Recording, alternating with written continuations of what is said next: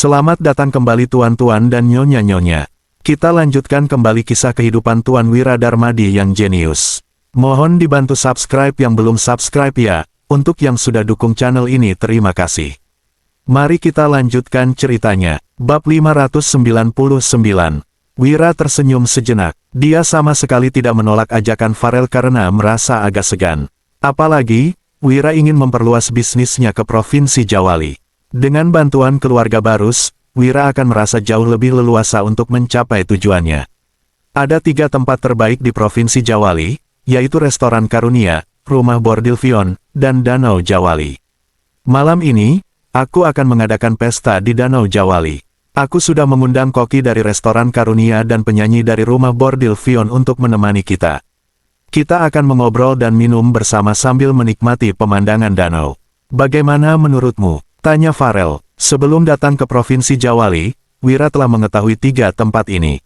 Setiap orang yang datang ke 3 tempat ini akan merasa betah dan tidak ingin pulang. Hidangan dari Restoran Karunia, penyanyi dari Rumah Bordil Vion, dan pemandangan Danau Jawali adalah kombinasi yang tidak ada tandingannya di dunia. Saat ini, Farel telah menyatukan ketiga tempat ini. Wira tentu saja merasa segan untuk menolaknya. Dia menjawab, "Terima kasih sudah mengundangku." Mendengar ini, Farel tersenyum tipis sembari berkata, "Kalau begitu, malam ini aku akan mengirim seseorang untuk menjemputmu." Setelah itu, dia langsung mengajak gadis bergaun ungu pergi. "Malam ini akan ada pertunjukan yang bagus," ucap Farel sambil tersenyum. Sesudah naik mobil, dia melirik seorang pemuda misterius yang berdiri di gang yang ada di belakangnya. Dia tersenyum sembari menambahkan, "Sebarkan kabar tentang pesta malam ini pada keluarga Linardi." Setelah mendengar perintah ini, pemuda itu bergegas pergi. Ketika mobil melaju, gadis bergaun ungu mengernyit sambil bertanya, "Siapa kamu?" "Aku hanya membantu Wira mengatasi sebuah masalah saja," jawab Farel sambil tersenyum tipis. Gadis bergaun ungu mendengus, lalu bertanya lagi, "Masalah? Kenapa aku nggak tahu kalau Wira akan menjemput istrinya? Kamu nggak mungkin berpikir kalau dia mendambakan wanita cantik, kan?" Farel tersenyum sembari menggelengkan kepalanya, lalu menimpali, "Bukan begitu. Kuakui Wira memang pria yang mendambakan wanita cantik dan pria yang setia. Tapi, yang dia inginkan adalah reputasi. Aku hanya membantunya mengakhiri pernikahannya. Bukankah ini bagus?" Mendengar ini, gadis bergaun ungu tersenyum licik dan tidak berkata apa-apa lagi. Begitu mereka pergi, berita ini langsung tersebar sampai ke telinga keluarga Linardi, Opal, dan Melati. "Brengsek, aku kira dia memperlakukan adikku dengan tulus. Dia awalnya berjanji setelah menikahi adikku, dia akan mengadakan pesta untuk keluarga Linardi. Bisa-bisanya dia akan bermalam di Danau Jawali bersama penyanyi nomor 1 di Rumah Bordil Vion. Dia memang gila wanita," teriak Opal dengan marah. "Kenapa kamu harus marah? Bukankah hal ini sangat bagus?" tanya Melati sambil tersenyum. Setelah itu, dia segera pergi ke halaman belakang untuk menyapa pejabat kecil. Saat ini, Wulan sedang duduk di halaman belakang sambil memegangi pipinya. Dia terlihat sedang merindukan suaminya. Sejak menerima surat dari Wira, beberapa hari ini berat badan Wulan menurun. Kamu masih memikirkan bajingan itu. Kamu benar-benar bodoh." Melihat Wulan seperti ini, Melati seketika mendengus dan menghampirinya. "Kak Melati, akhirnya kamu datang. Apa kakak mendapat kabar tentang suamiku?" tanya Wulan dengan gugup. "Ini sudah lama sekali, pemberontakan juga sudah lama berakhir. Secara logika, Wira seharusnya sudah datang menjemput dirinya, tetapi kenapa Wira masih belum tiba?" "Tentu saja, kamu lihat sendiri," jawab Melati sembari mengeluarkan surat dan memberikannya pada Wulan. Melihat ini, wajah Wulan seketika memucat. Bab 600. Setelah membaca surat tersebut, wajah Wulan sontak memucat. "Sudah kukatakan, Wira adalah pria nggak berperasaan. Awalnya kukira kedatangannya ke Provinsi Jawali adalah untuk menjemputmu. Nggak disangka, ternyata dia kemari untuk bertemu dengan keluarga Barus dan penyanyi dari Rumah Bordil Vion. Malam ini, mereka akan mengobrol sambil minum bir di Danau Jawali. Tuan muda Farel adalah pria cabul. Dia selalu ditemani oleh wanita cantik.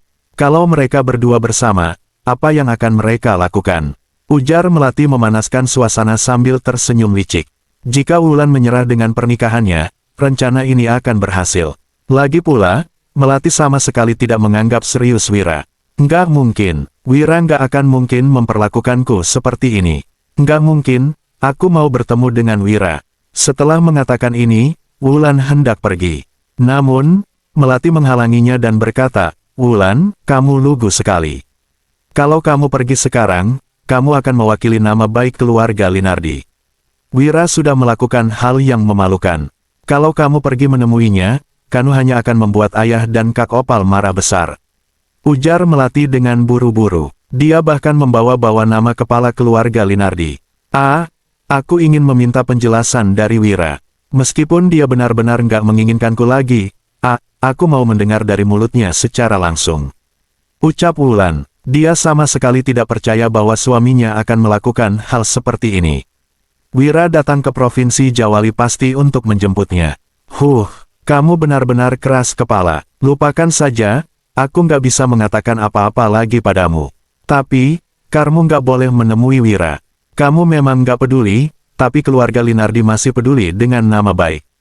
Masalah Wira beberapa tahun ini sudah membuat keluarga kita malu. Maaf, Wulan, aku nggak akan membiarkanmu membuat keluarga Linardi tambah malu. Setelah menyelesaikan ucapannya, Melati memanggil pengawal untuk berjaga di halaman ini. Wulan putus aja. Dalam hatinya, dia percaya pada Wira, tetapi sekarang dia tidak bisa berbuat apa-apa.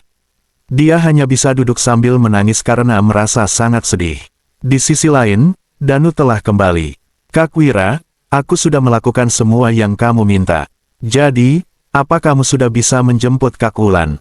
Tanya Danu dengan penasaran. Mendengar ini, Wira tersenyum sambil menjawab, "Jangan khawatir, keluarga Linardi pasti akan mengizinkanku menjemput Wulan."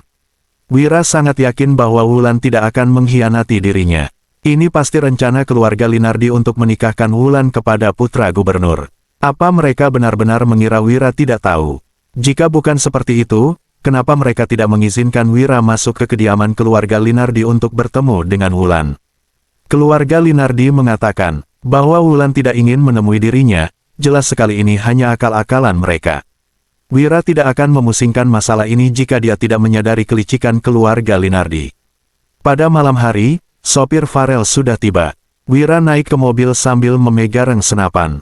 Melihat ini, Fabrian dan Pramana merasa agak khawatir. Bagaimanapun juga, ini adalah Provinsi Jawali. Sementara itu, Wira diundang secara langsung oleh keluarga Barus. Tidak ada yang tahu mereka sebenarnya adalah orang baik atau orang jahat.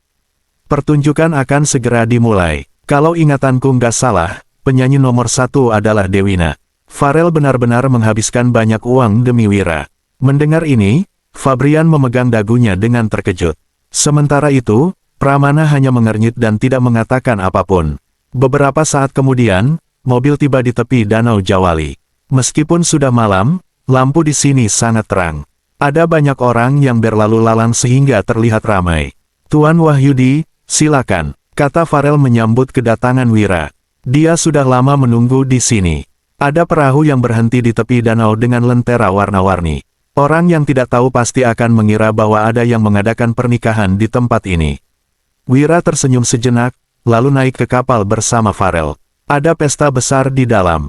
Terlihat makanan lezat, bir berkualitas, dan wanita cantik.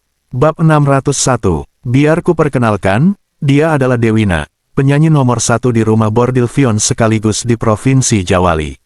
Selama ini, dia cuma memberikan pertunjukan seni tanpa menemani tamu tidur. Tapi, begitu bertemu Tuan Wahyudi yang terkenal di seluruh tanah air, dia tanpa sadar jatuh cinta, ujar Farel buru-buru memperkenalkan. Wira memandang wanita berpakaian kuning itu. Wanita itu memang cantik dan menarik. Baik wajah maupun bentuk tubuhnya tidak bercacat. Pesona yang dipancarkan sorot matanya baru pertama kali Wira jumpai di antara begitu banyak wanita. Seolah-olah, lirikan matanya saja sudah mampu memikat hati orang. Tidak heran jika wanita itu menjadi penyanyi nomor 1. "Tuan Farel bisa saja, aku sama sekali bukan orang terkenal. Kalaupun dikenal orang, paling-paling karena mereka mendengar reputasi burukku," ujar Wira sambil mengibaskan tangan dan memalingkan pandangan dari Dewina. Melihat ini, Farel dan Dewina sama-sama tercengang, bahkan gadis berpakaian ungu pun ikut tertegun. Tidak pernah ada seorang pria pun yang bisa menolak pesona kecantikan Dewina dari Provinsi Jawali. Namun, Wira hanya memandang Dewina sekilas, lalu memalingkan wajah. Gadis berpakaian ungu dan Dewina sama-sama terkejut. Hanya Farel yang memasang senyum, diam-diam dia berpikir bahwa Wira sungguh jago berpura-pura. "Silakan duduk," kata Farel, lalu duduk di hadapan Wira. Gadis berpakaian ungu berlutut di samping Farel dan mulai melayaninya. Sementara itu, Dewina berlutut di sebelah Wira untuk melayaninya. "Tuan Wahyudi, aku sudah bilang kalau aku akan menjamumu dengan baik. Makanan, pemandangan indah, dan wanita cantik sudah kusiapkan. Malam ini, izinkan Dewina melayanimu," ujar Farel sambil mengedipkan matanya pada Wira. Maksud dari kata-katanya sudah sangat jelas. Wira menghela napas, lalu berkata, "Tuan Farel, apa kamu nggak tahu alasan kedatanganku ke Provinsi Jawali kali ini?" Mendengar itu, Farel mengerjap dan menjawab, "Bukannya Tuan Wahyudi datang karena urusan bisnis. Ini cuma alasan kedua. Alasan utamaku datang ke sini adalah untuk menjemput istriku," jelas Wira sambil tersenyum. Farel tidak menyangka Wira masih akan mempertahankan aktingnya dengan menyebut soal sang istri. Namun, Farel tidak peduli, dia kembali tersenyum dan berkata, "Itu bukan masalah, orang sehebat Tuan Wahyudi wajar saja memiliki beberapa istri. Kurasa, istrimu seharusnya bisa maklum."